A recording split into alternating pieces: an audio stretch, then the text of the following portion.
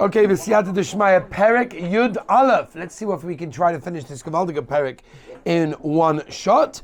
We are dealing with something over here which is very much the opposite of what we learned on previous Perek, but yesterday Perek Yud, and we are getting closer and closer to Perek Yud Beis, which of course goes to the sugya of a Beinani, which means up until now, specifically in Perek Yud, the Heilige Tanya explained that the Ikka Avoida is the bittul of the source, the root of the evil, which is of course coming from the nefesh habahamis, the animal soul, which means that a person is meant to be mavara, to take out, to select the good parts of that, which is be'etzem what we spoke about all the way in the beginning, that a person, a neshama, makes a shavua. It's the first thing we said in Perek Aleph.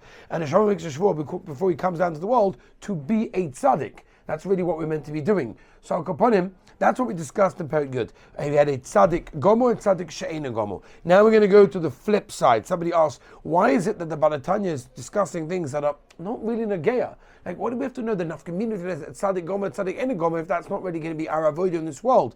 And the answer is, first of all, we can strive for it, and we should try.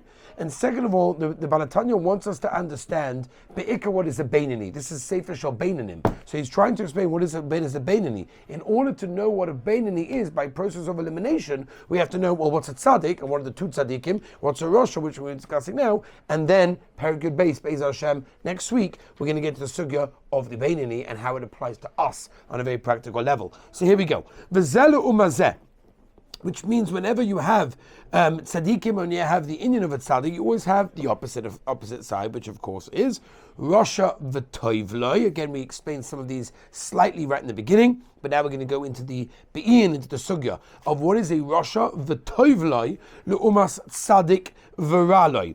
It means that lemaisa, that a Rasha she'ena gomo and a tzaddik that's also Eina Gomer means that there has to be the little bad over here that's still there is bottled by all of the toiv. Tahainu, as he continues, shahat toiv shebenavshay helokis shebemoichai ubechol amoni hayamoni shebeliboy. We explained that previously, that the little bit of toiv that he has, even if his nefesh alekis, that's in his moichai and on the right side, right, cholol of the heart, is kofuf or bottle legabe hora mahaklipa shebachol asmali, is completely, so to speak, bent over and bottled, nullified legabe the ra that seems to be overtaking him from the klipa that is on the left side. Right? It's almost like you could say,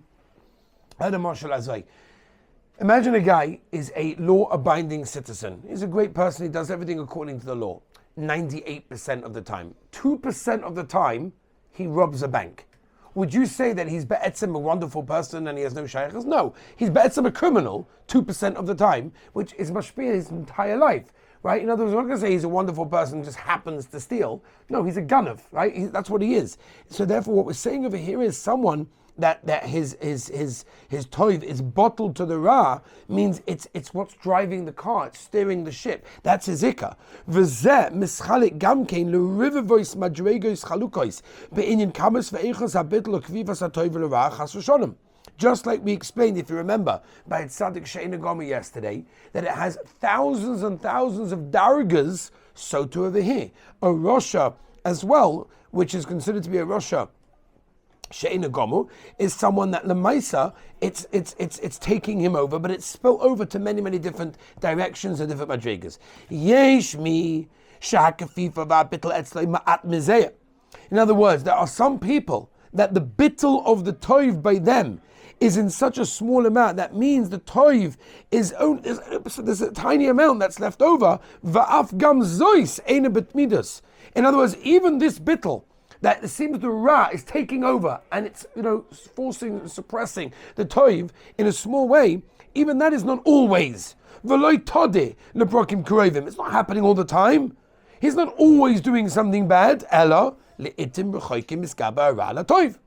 Every so often, or even in distant times, the ra seems to be misgabe, overpowers and wins over the toiv. The kovish as a iktana huguf. We spoke about that previously, as remember as well. We brought a Gemara in the Dorim that the body is called like it's called like an ear, it's called like a city, which means only every so often the Ra seems to have power and is winning, is conquering the Iktan, the small city, which is his body. Achloi kulai. It's not only over here conquering his whole guf, only part of the guf. Ella miktsase levad. She is so lemeshmatoi. That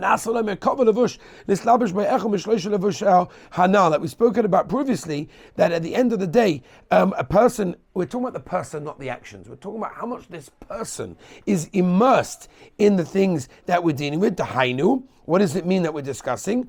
That means that the overpowering that happens of the bad over his good is not everything. It's not mashpia on everything he does. It's not mashpia on his whole body. It's mashpia only on certain times and only in certain chalokim of his guf, of his body, and what comes out of that. Dahainu, oy b'may selavad, meaning only it's mashpia sometimes on his actions. Lasas averis kalas. He does what we call, quote unquote, the light averis. V'lo chamuris chas v'shalom. He doesn't do the bad averis. In other words, it only gets him to do the really like light ones, not the bad ones. Oy, maybe only, but dibur levad. It only affects and is taken over his speech. The daba avak lashon hara, not mamash lashon hara, but the dust avak lashon hara. V'leitzonus gai gavna. Oi, maybe only it takes over b'machshava levad. In other words, he doesn't even do an avera. He just thinks about doing something that he's not allowed to do. Hiru avera koshima avera. Right? The Maral explains in the Siva Soilem that the machshava and avera is worse than avera because lemaisa what it does is it contaminates a person's thought process, his whole brain, his highest faculty of everything, which is his brain. Right? It's like the Maral says, it's the worst thing. But al kaponim hihuri avera koshim ma avera. It's a Gemara Yuma, by the way. Chavtes v'gam em einoi mahara b'avera la'asoisa. Even if he doesn't think about doing an avera ela beinin zivik zochon akeva ba'olim sho'iv al azor Torah. Even if he only doesn't even think about avera, he thinks about doing the avera. Thinks about a male and a female together, and he's over on the Torah that says v'nishmata b'kol davara shelo yahara b'yoyim v'chule the Gemara Avodah Zarah that says don't think about things during the day that will lead to zera coming out by night. Right? This is what we're dealing with. Oi, shishas hakosha la'aseh b'Torah v'hu mevana liber v'atola.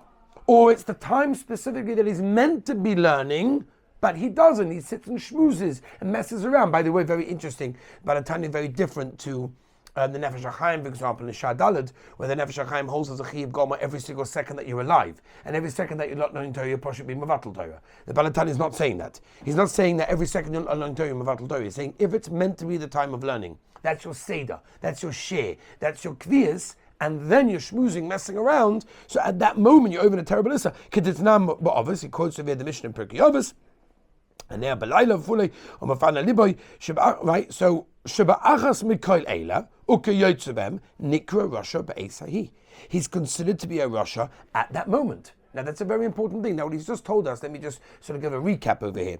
What he's telling us is that what we're saying is that a person is in this situation, right? He's what we call a Russia v'toivloi. Like the opposite side to a tzaddik viraloi, he's a Russia v'toivloi. Not a Russia viraloi, that's even worse. We'll talk about that. We're talking about like the second to last madrega, Russia v'toivloi. Okay, so that means that his good inside him is there, but it's being suppressed. The ra inside him, the bad inside him is winning, it's conquering him, but not all the time. Only on certain times. And even on those times that it wins you, it doesn't win your whole body. It wins either, as we spoke about, your maisa, your dibur, or your machshava, but not all of them at the same time. Remember in Perek Gimel that Tanya was very insistent in telling us that technically a person is a Rasha the second he does, the moment he does one tiny small avera, even in Issa D'Rabbanan we said over there. Here what the Tanya is telling us is a Rasha She'eina Goma means that he has a very little bit of Ra, but at the end of the day, he's still doing things every so often, which is called a Rasha She'eina Goma. Continuing the Tanya.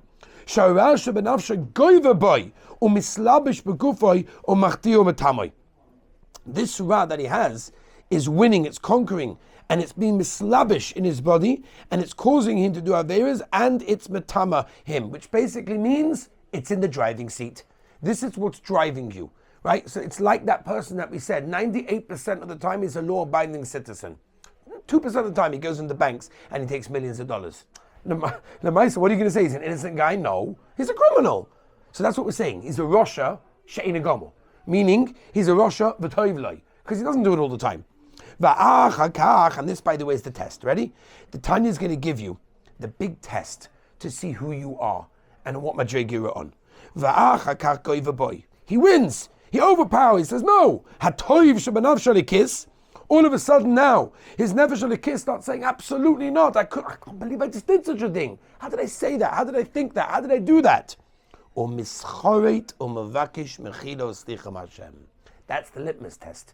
If after the Maaseh he feels bad, he's upset, it bothers him, he has charata, he regrets it, then it shows that really inside he's gavaldik.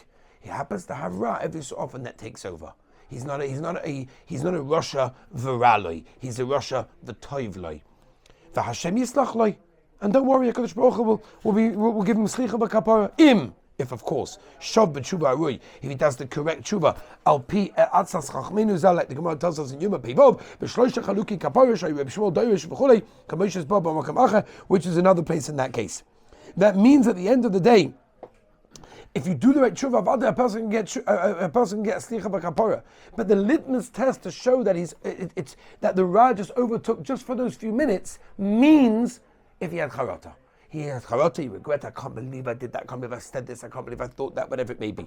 Okay? So that's what the Tanya over here is considering, what we're calling a Rosha She'ein Gomer. If afterwards he does tshuva, and only after the tshuva, by the way, because while he does the Aveira and Kol Zman he hasn't done tshuva, we learned all the way in the beginning, he's a Rosha Gomer. That's a Blav Poshet Ad Moed.